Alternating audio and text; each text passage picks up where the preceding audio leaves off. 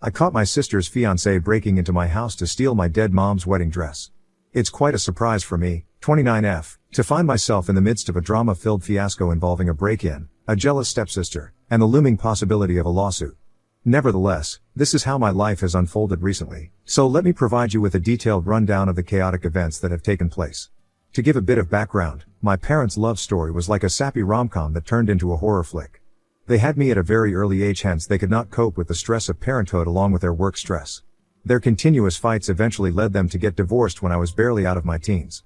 My mom and dad decided to stay amicable for the sake of me and always continued to have a respectful relationship.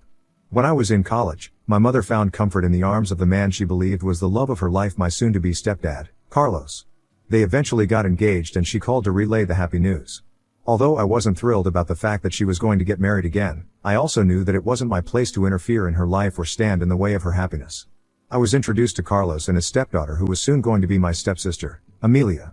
Amelia never really liked me from the beginning. It felt like she saw me as a problem, and I couldn't figure out why. Her mom had passed away at an early age, hence maybe she thought I was taking away attention from her dad, or she just didn't like the idea of him marrying someone with a kid. Every time we crossed paths, she looked at me with disdain and talked to me rudely. It was obvious that she did not want to accept me or my mother. Because of this, family gatherings became awkward with forced smiles and uncomfortable exchanges where Amelia would make it abundantly clear on several occasions that she wasn't happy about the new family situation. Her dad and my mom attempted to defuse the situation as much as possible. I also tried to be friendly, to build some kind of sisterly bond, but every attempt was met with her ignoring me or making dismissive comments about my appearance or weight. Eventually, the day arrived when my mom and Carlos would be tying the knot. My mother had always wanted a simple wedding, so they were getting married in the backyard, which had transformed into a makeshift venue with colorful decorations and a charming gazebo where they could exchange their vows. I was nervous and excited about my mother's big day and helped with her wedding dress and makeup. Despite the celebratory atmosphere, Amelia's resentment lingered like a dark cloud. As my mom walked down the aisle, there was a subtle scowl on Amelia's face that betrayed her true feelings. During the vows, I noticed Amelia rolling her eyes and sighing loudly as if the whole affair was beneath her. Other guests were also starting to take notice of her behavior, and it was evident that she couldn't stand the idea of this marriage. The party eventually moved on to the reception area, which had been set up with homemade decorations and a buffet of everyone's favorite dishes.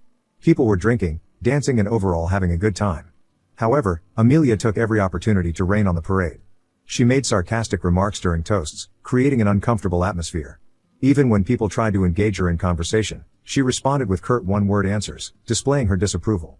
As the night progressed, Amelia's behavior became increasingly disruptive. She openly complained about the choice of music, criticized the decorations, and refused to participate in family photos. It was as if she was determined to make her displeasure known, not caring that it was tarnishing what should have been a beautiful day for our family. Her behavior irritated me so much that I wanted to confront her, but my mother tried to calm me down. She suggested that Amelia might be hurting, seeing her dad getting married again, and that we should give her space to deal with her emotions. My mother always hoped that Amelia would come around over time, but as the years went by, my mother's wish never came true. While my relationship with Carlos stayed okay, the tension with Amelia continued to escalate. Whenever I was back at home during my college vacations, I would have to listen to her taunts about how I didn't have any friends or how my fashion sense was so poor. Her dad, my stepdad Carlos, would step in, scolding her and insisting on an apology. The cycle of tension and forced apologies became a recurring theme during those visits. Whenever we had any family gatherings, Amelia would often make sly digs at me, trying to undermine my confidence. She would openly mock my achievements, belittling my grades or any accomplishments. If I told her anything in return, she would try the victim, telling everyone how I was always this rude to her. It was always frustrating for me because I would hear her gossiping about me to relatives, spreading false stories to tarnish my image for absolutely no reason. I complained to Carlos multiple times about her behavior, but despite his attempts to make her stop, she never changed. Over time, to escape the cloud of negativity with Amelia, I decided to spend more time at my dad's place during holidays instead of going to my mom and Carlos' place. Sure, he lived across the country, making it quite a journey, but the distance was a welcome relief from the constant presence of a jealous and scowling stepsister. My mother, with her hopeful heart, would often try to persuade me to spend holidays with her. However, I couldn't find the heart to tell her about the relentless bullying I endured at the hands of Amelia. She held on to this idealized vision of us getting along, and I didn't want to shatter her dreams. The holidays with my dad were like a safe haven from the bad vibes at my mom's place. I could relax without feeling judged by Amelia. Dad's house became my escape, where I didn't have to deal with mean comments or Amelia's angry stares all the time. One day, when I was in my third year of college, we received some devastating news about my mother. She had gone for a regular health checkup where she was informed that she had third-stage ovarian cancer. When she relayed the news to me, I almost collapsed in shock. I couldn't imagine my life without my dear mother. I immediately rushed back home to be there for my mother.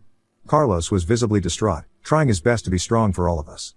My dad, friends, and family rallied around us, offering support and comfort in the face of this uncertain future.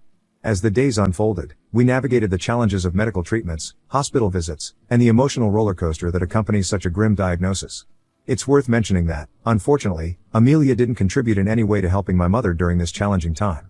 While we were grappling with the harsh realities of cancer, her actions remained indifferent and unhelpful.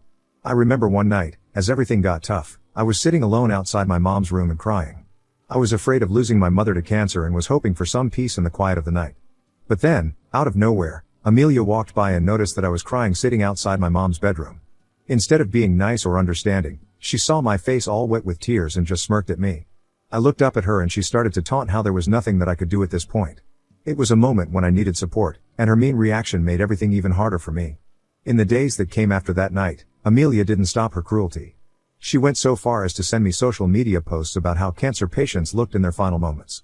It was beyond heartbreaking to see how she could make fun of my pain and the agony our family was going through. The lack of empathy was just unbearable. In those difficult days, I found solace in the strength my mother displayed. Her resilience in the face of adversity inspired me.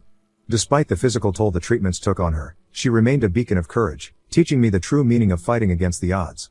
Even as the disease progressed, she maintained a spirit that refused to be extinguished.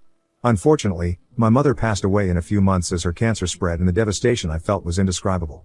I cried for days, not being able to believe that she was really gone. The pain was like a heavy fog, engulfing me all around. The funeral was a somber affair, marked by tearful goodbyes by everyone.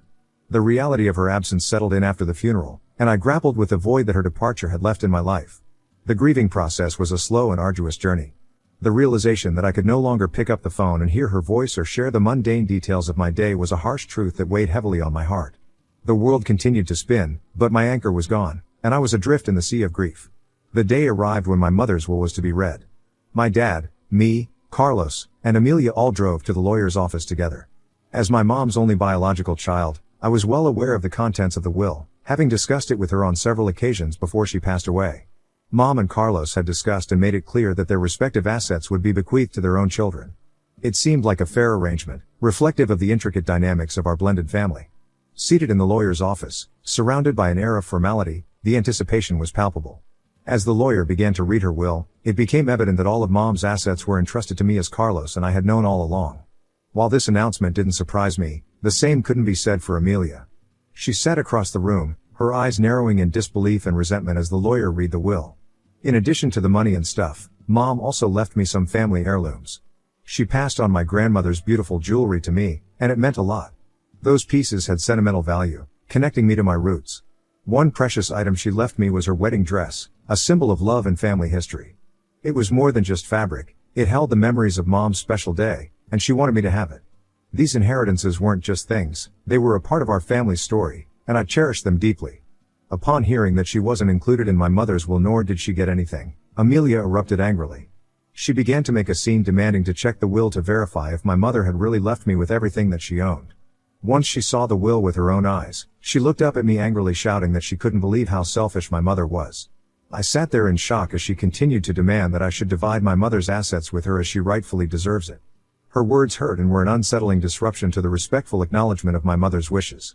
The hurtful accusations she hurled in her pursuit of a piece of the inheritance were like daggers. I was already burdened with grief on account of losing my mother, but hearing Amelia's words made me feel betrayed. The audacity she had to demand that she should get an equal share in my mother's assets left me momentarily speechless. Summoning the strength to respond, I sought to maintain a semblance of composure. I told her, "My mom got married to your dad when we were both young adults, hence they both made their wishes clear from the beginning that we would be getting their respective assets. It's not about being selfish, it's about respecting the agreement our parents had with each other. This is what they believed was fair, and I intend to honor my mom's wishes." Amelia tried to complain again, but Carlos cut her off, telling her firmly that she had no right to ask for anything from me. He reminded her that someday, she would inherit his assets, and she wouldn't appreciate it if I demanded a share at that time. This seemed to shut her up. My dad, who was there with us, got up to walk me out of the room. I had often shared stories with him about Amelia's erratic behavior, but this was the first time he had witnessed it himself. He was completely shocked and disgusted by her sense of entitlement. My dad advised me to move out of Carlos' place and move all my childhood things as well as my mother's things and family heirlooms to his house so Amelia could not steal it from me. I agreed and immediately moved everything that belonged to me and my mother out of Carlos' place. Carlos was sad to see me move out, and so was I, because and unlike Amelia, he always treated me with respect and love. He has continued to check up on me and made sure that I was doing okay in my life. I went on to graduate from my college and eventually secured a job. Fast forward to the point where I saved up enough money to live on my own. The assets my mother left for me weren't substantial, but they were sufficient to help me secure a place of my own. My dad was very proud of me and even came to visit. Staying at my new place, I often found myself missing my mom, wishing she could see the space I had created. I kept her wedding dress safely in my wardrobe, and whenever I started to miss her a lot, I would hug the dress, as if embracing the memory of my mother. Not long ago, Carlos gave me a call to share the news that Amelia was tying the knot. Surprisingly, I found myself genuinely happy for her, setting aside our past grievances. Carlos, in his usual enthusiastic manner, invited me for lunch, expressing that it had been quite a while since we caught up. He wanted to prepare my favorite meal. Although I hesitated a bit, he reassured me that Amelia had grown more mature since our last meeting, and he promised to ensure a smooth and pleasant interaction. During lunch at Carlos' place, everything seemed to be going smoothly.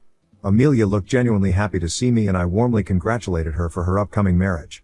We were having lunch while discussing our lives and how much it had changed since we last met each other.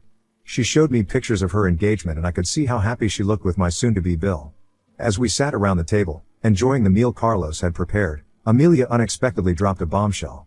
In a casual tone, she mentioned that she was still on the hunt for the perfect wedding dress but had been unsuccessful. Then, out of nowhere, she brought up the idea that she remembered my mother had left a wedding dress for me and asked me to give it to her as a wedding gift. I looked up at her in shock. The shock on my face mirrored Carlos's surprise. I asked her if she was joking with me because there was no way she would ask me for my mother's wedding dress, but Amelia replied that because she was getting married before me, she deserved to wear the dress. I couldn't believe her callous words. I firmly stated that this was not something I could ever consider, emphasizing the sentimental value it held for me after our mother's passing. I reminded her that it was not just a piece of clothing but a cherished memory of my mother. Amelia, on the other hand, seemed dismissive of my sentiments. She argued that since we were stepsisters and shared a part of our mother's life, she had an equal right to wear the dress. The atmosphere grew heavy with tension, and I couldn't fathom why she would want to take something so meaningful from me. Carlos attempted to defuse the situation, telling Amelia that she had no right to demand my mother's wedding dress, but Amelia seemed resolute in her desire, stating that she was ready to pay me for the dress if that's what I wanted. The tension continued to rise as I felt hurt and frustrated that she couldn't understand the importance of the dress to me. Carlos, sensing the escalating conflict, tried to explain to Amelia that it wasn't about money but the dress itself meant a lot to me as it was something that my mother had left behind for me. Amelia then began to say how my mother would have given her the dress had she been alive and I was just being selfish. I couldn't believe the audacity of her claim, especially considering how she had treated me over the years. I angrily pointed out to her that she had no concern for my mother when she was dying of cancer, and yet she now had a sudden desire to wear my mother's dress out of nowhere. The exchange started to become more heated as we continued to yell at each other. I reiterated that the dress was not negotiable and that I couldn't fathom parting with such a meaningful keepsake. Amelia's insistence and apparent disregard for my feelings intensified the conflict. Carlos tried to calm down the situation, but I realized that Amelia was not going to back down. I decided to leave their place immediately as I had spoken my mind and was not going to sit there and be disrespected further by Amelia. I thanked Carlos for the meal and left. I told my dad about this whole incident and he was just as shocked as me. He suggested that I should immediately install cameras around my place along with an alarm system. I thought this was a bit overdramatic, but knowing Amelia's crazy antic, I decided to listen to my dad. Cut to today. I am at work, swamped with meetings, when suddenly my phone blows up with alarm notifications from my home security system. Concerned, I opened the app to see an unidentified man wearing a mask entering my place. I immediately panicked when I saw the thief in my place. I dial 911 at lightning speed and race home as if my life depended on it. As I screech into my driveway, cop cars are scattered in front of my place. I dash inside with a worried look only to find police officers in the process of arresting the man. His legs are bleeding. Apparently, my dog took serious offense to this intruder's unwelcome visit and turned into a full-fledged guard dog. When the police turned him around to escort him out, I couldn't help but let out an audible sigh of relief. I recognized him immediately from Amelia's engagement pictures. He's my soon-to-be Bill. When he noticed me standing in the doorway, he began shouting, demanding that I speak to the police and vouch for him. He started explaining that he was only here to take my mother's wedding dress because my stepsister had pressured him into doing it. My eyes widened in shock as the absurdity of the situation struck me, breaking into a house on someone else's orders. I couldn't fathom how he got himself into such a ridiculous predicament. I shook my head in disbelief, but before I could react, the police intervened and took him away. I then called my dad, recounting what had just happened at my place. He assured me that he would catch the next available flight to be with me.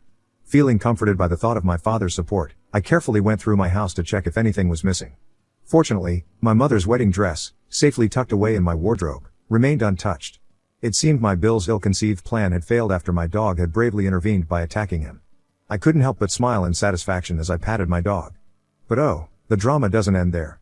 My jealous stepsister and her relatives have been calling me demanding that I should drop my charges against her partner.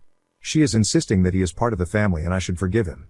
I have told them to keep their opinions to themselves because the last time I checked, the family doesn't break into your house and try to snatch your heirlooms.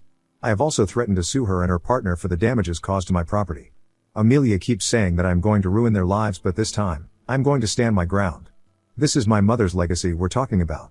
The dress stays with me, and my sister and my soon-to-be Bill better lawyer up because we're going to court. The family's mad, but I have got evidence and the law on my side.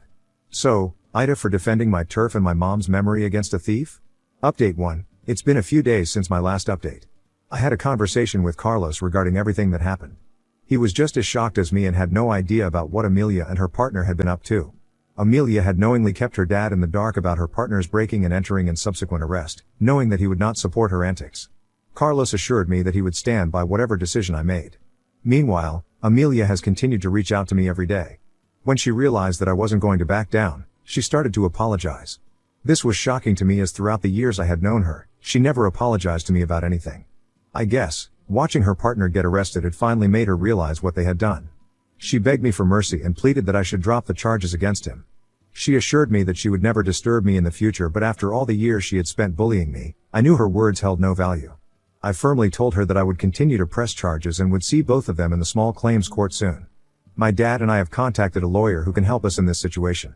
Regarding Amelia's relatives who were pressuring me to drop the charges, I took a decisive step. I sent out a mass email with a video clip from my security camera. This video clearly showed how my Bill broke into my home. I knew Amelia would have spun a different story to them, and I couldn't let that happen. No sane person would support such an outrageous act. After sending the email, some of her relatives did reach out to me, apologizing. They had no idea about the truth of the situation, and my evidence opened their eyes. It was a relief to know that at least some of them understood the reality of what went down and acknowledged the wrongfulness of the break-in. Update 2. It's been 1 month since my last update. I could not update earlier as I was busy with my legal proceedings. As I had mentioned earlier, I decided to go through with the charges, seeking justice for the intrusion into my home. The legal battle unfolded where I was awarded $1,000 for the damages caused to my property during the break-in. I turned to look at my stepsister's face, who looked utterly destroyed, perhaps realizing that her actions do have consequences. Her partner faced criminal charges for breaking and entering and was sentenced to only 3 months in jail because he didn't actually steal anything from my place. My lawyer didn't stop there and has also issued my stepsis and her partner with a restraining order. It's a necessary measure to ensure my safety and protect against any further attempts to disrupt my life. Throughout this entire ordeal, my dad has been staying with me for support. He's still worried that Amelia might try something again, but I doubt she'll have the nerve after getting hit with a restraining order and a $1,000 fine. The legal consequences will have put a damper on any further attempts for her to cause any trouble. Update 3. It's been 6 months since my last update. My life has moved forward by now, and thankfully, there is no longer any drama. The chaotic events that once defined my days have become distant memories. The legal battles, the family tensions, and the emotional roller coaster have all subsided, allowing me to find a semblance of peace in my life. Since the court proceedings, Amelia and her partner have kept their distance from me. The restraining order served its purpose, providing a protective barrier against any potential disruptions they might have caused. I did hear from some of our mutual friends that Amelia got married to him after he was released from prison. Honestly, I believe they both deserve to be with each other, knowing how crazy they both are. As I reflect on the turbulent journey of the past months, I have come to realize the importance of resilience and standing up for what is right. The legal battles were not just about seeking justice for myself but also about upholding the values and memories that my mother held dear. I find myself in a calmer, more stable place in life. It's a new chapter, and I look forward to what the future holds, free from the tumultuous drama that once defined my existence.